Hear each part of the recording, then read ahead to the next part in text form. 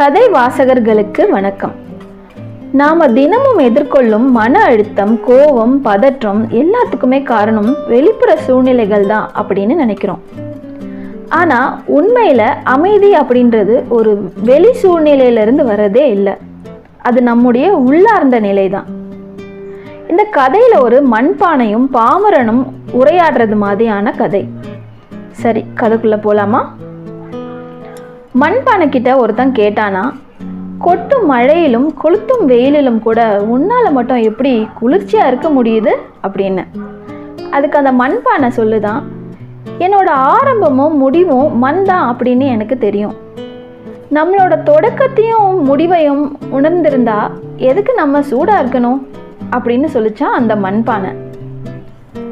இது ஒரு சாதாரண உரையாடல் போல தான் இருக்கும், ஆனால் உள்ளார்ந்த அர்த்தங்கள் நிறைஞ்ச உரையாடல். அந்த மண்பானை சொன்னது போல நம்மளும் எல்லாவற்றிலும் ஒரு மண் தன்மையை தேட தொடங்கினா நம் வாழ்க்கையில் வரும் வெப்பம், வெடிப்பு, கோபம், பதற்றம் எல்லாத்தையும் பானையை போல தாங்க பழகிக்குவோம்.